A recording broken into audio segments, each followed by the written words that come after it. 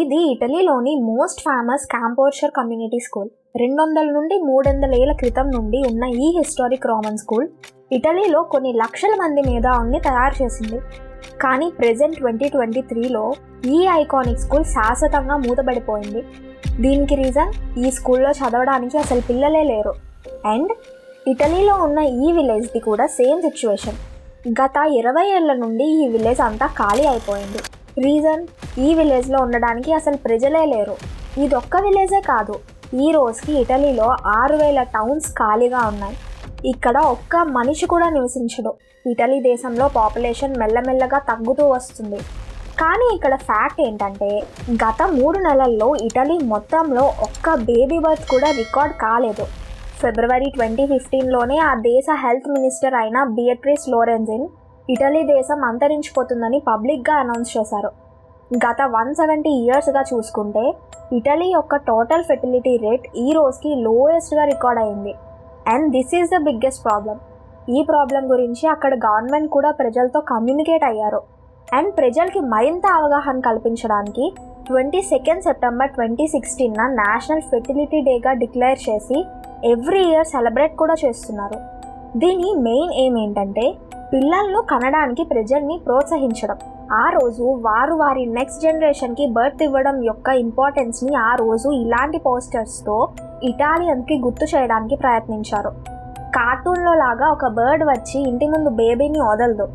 ప్రైమరీగా అలాంటి వాటి గురించి అవేర్నెస్ కల్పించడం చాలా సిల్లిగా అనిపిస్తుంది.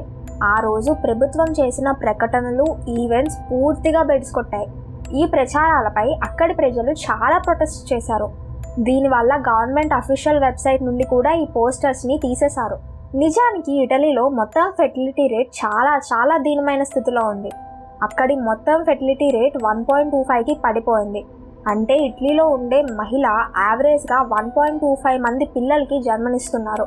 ఇది గత 162 ఇయర్స్లో అత్యంత తక్కువైన ఫెర్టిలిటీ రేట్.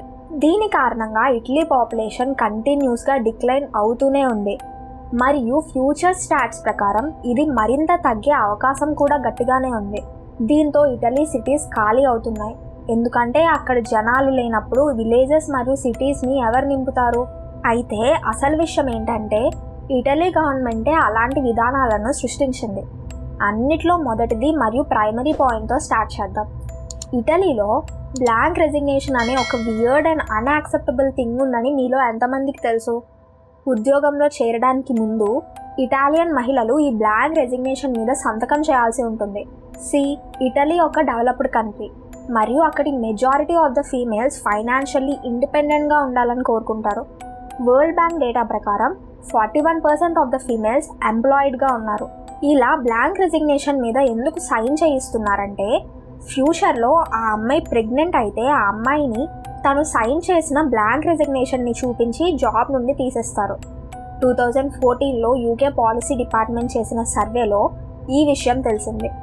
దాదాపు 8 లక్షల ఇటాలియన్ ఫీమేల్స్ తమ ఉద్యోగాల సమయంలో ఖాళీ రాజీనామాపై సంతకం చేయవలసి వచ్చింది.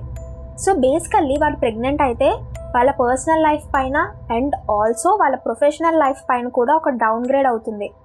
అండ్ ఆల్సో దీనివల్లే వీళ్ళు ఎప్పుడు భయపడుతూ ఉంటారు. భవిష్యత్తులో ప్రెగ్నెంట్ అయితే రాత్రికి రాత్రే ఉద్యోగం పోతుంది. అందుకే కొన్నేళ్లుగా న్యాచురల్గానే ఇటాలియన్ మహిళల్లో తల్లిగా మారాలనే ఆసక్తి తగ్గింది. సెకండ్ రీజన్, ఇటలీ యొక్క విచిత్రమైన ప్రభుత్వ విధానాలు. మన దేశంలో తల్లి గర్భం అద్దెకు ఇవ్వరు. ఇది ఇటాలియన్ పిఎం జార్జియా మెలోనీ ఇచ్చిన కాంట్రవర్షియల్ స్టేట్మెంట్. ఇది మే 2023లో జరిగిన ఒక సమావేశంలో ఆమె ఇచ్చింది.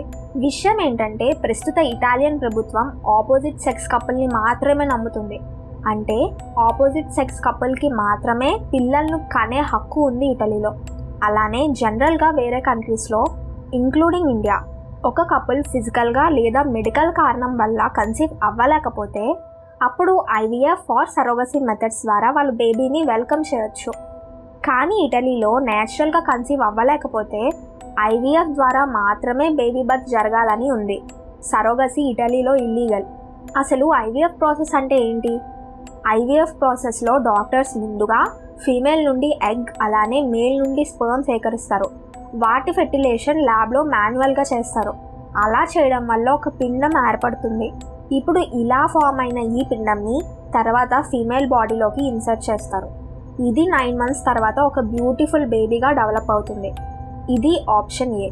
There is another option call surrogacy. దీన్నే ఇటలీలో పూర్తిగా నిషేధించారు. ఈ సరోగసీ ప్రస్తుతం సెలబ్రిటీస్లో ట్రెండ్లో ఉంది. కానీ రీజనరేషన్ రైట్స్ కమిటీ ప్రకారం 2012లో ఇండియాలో కేవలం సరోగసీ ద్వారా 25,000 చైల్డ్ బర్త్స్ జరిగాయి. అయితే ఇటలీలో సరోగసీ ద్వారా కపుల్ పేరెంట్స్ కాలేరు. ఇప్పుడు ఈ సంవత్సరం జూలైలో ఇటలీలో వేరే దేశాల నుండి కూడా ఇటాలియన్స్ సరోగసీని చేయకూడదని గవర్నమెంట్ ప్రకటించింది. ఇటలీలో సేమ్ సెక్స్ కపుల్ రేట్ తక్కువేం కాదు. సేమ్ సెక్స్ కపుల్ IVF ద్వారా పిల్లలను దత్తత తీసుకోవడానికి లేదా కన్సీవ్ అవ్వడానికి పర్మిషన్ లేదు. మళ్ళీ ఇది ఒక డెవలప్డ్ కంట్రీ. ఇండియా గురించి మాట్లాడితే అక్టోబర్లో సుప్రీంకోర్టు సేమ్ సెక్స్ కపుల్కి పిల్లలు ఉండడం లేదా వారు అడాప్ట్ చేసుకోవడం లీగల్ అని అనౌన్స్ చేసింది. అండ్ ఇటలీ దేశం ఇమిగ్రెంట్స్కి వాళ్ళ దేశ సిటిజన్షిప్ ఇవ్వడం కూడా నిషేధించింది. ఫర్ ఎగ్జాంపుల్, ఒక వ్యక్తి ఉద్యోగం కోసం చాలా కాలంగా ఇటలీలో ఉండి ఆ వ్యక్తికి ఇటలీలో సొంత ఇల్లు కూడా ఉండి అక్కడి గవర్నమెంట్కి ట్యాక్స్ కడుతున్నా కూడా అక్కడే పుట్టిన ఆ వ్యక్తి యొక్క నెక్స్ట్ జనరేషన్కి మాత్రం CNN రూల్స్ ప్రకారం ఇటలీ దేశం సిటిజన్షిప్ని ప్రొవైడ్ చేయట్లేదు. అయితే వలస వచ్చిన పిల్లలకు జన్మ హక్కు ఇవ్వడానికి ఇటలీ ఎందుకు సిద్ధంగా లేదో ఇప్పటికీ ఒక క్వశ్చన్ మార్కే. OECD రిలీజ్ చేసిన డేటా ప్రకారం 18 to 34 సంవత్సరాల వయసు గల ఇటాలియన్ యువతలో 70% మంది తమ ఓల్డ్ ఏజ్ పేరెంట్స్పై ఆధారపడి ఉన్నారు. ఇప్పుడు పిల్లలు పెరిగిన తర్వాత కూడా వారి పేరెంట్స్తో ఉండడం ఇండియాలో చాలా కామన్ అయిన విషయం. కానీ వెస్ట్రన్ కంట్రీస్లో ఇది చాలా స్ట్రేంజ్ థింగ్. ఎందుకంటే అక్కడ పిల్లలు 18 or 19 years వచ్చేసరికి సపరేట్గా జీవించడం ప్రారంభిస్తారు. అయితే UN చేసిన సర్వే ప్రకారం పిల్లలు 34 ఏళ్లగా ఇటలీలో తమ పేరెంట్స్తో ఉంటున్నారు. ఫినాన్షియల్లీ వారిపైన ఆధారపడుతున్నారు. ఎందుకంటే ఇటలీలో ఉద్యోగాలు లేవు మరియు అక్కడ ఉన్న ఎంప్లాయీస్కి వారి జీతాలు కూడా సరిపోవు. CNN రీసెర్చ్ ప్రకారం ఇటలీలో యావరేజ్ ఇన్కమ్ €2,475. నేడు ఇటలీలో దాదాపు 56% మంది యూత్ ఎంప్లాయ్మెంట్ పొందిన తర్వాత కూడా చాలా ఇన్సెక్యూర్ ఫీలింగ్తో ఉన్నారు. ఎందుకంటే UN ప్రకారం 43% ఆఫ్ ద ఇటాలియన్ యువత నాన్ పర్మనెంట్ జాబ్స్లో ఉన్నారు. అంటే వారిని టెంపరీ బేసిస్ మీద మాత్రమే హైర్ చేసుకుంటారు. అండ్ దీని కారణంగానే గత కొన్ని ఇయర్స్గా ఇటలీలో రిసెషన్స్ పెరిగిపోతున్నాయి. పిజ్జా పుట్టిన దేశంలో డామినోస్, పిజ్జా హట్ వంటి అగ్ర పిజ్జా కంపెనీలు కస్టమర్స్ లేని కారణంగా వాళ్ళ స్టోర్స్ని ఇటలీలో మూసేసుకున్నారు. ఇది ఒక ఎగ్జాంపుల్ మాత్రమే. అయితే గత 10 సంవత్సరాల్లో ఇటలీలో 3 సార్లు రిసెషన్ వచ్చింది. అండ్ ఇటలీ యొక్క డెట్ GDP రేషియో 145% పెరిగింది. అంటే for example let's say Italy ₹1 సంపాదిస్తుంది అనుకున్నాం. అండ్ ఇటలీ ఆ దేశ ఎక్స్పెన్సెస్ని ఫుల్ఫిల్ చేయడానికి ₹145 లోన్ తీసుకోవాలి. ప్రెజెంట్ ఇటలీ పాపులేషన్లో 65 years అండ్ అంతకన్నా ఎక్కువ ఏజ్ ఉన్న సిటిజన్స్ 24% ఉన్నారు. ఇతర యూరోపియన్ కంట్రీస్ లైక్ ఐర్లాండ్లో ఈ రేషియో కేవలం 14% మాత్రమే ఉంది. అండ్ లుక్సెంబర్గ్లో 15% ఉంది. ఇతర యూరోపియన్ కంట్రీస్తో కంపేర్ చేస్తే ఇటలీలో 14 ఏళ్ల వయసున్న పిల్లల సంఖ్య చాలా తక్కువ ఉంది. అండ్ ఈ ప్రాబ్లమ్ని నెగిటివ్ రీప్లేస్మెంట్ రేట్ మరింత వర్స్ చేస్తుంది.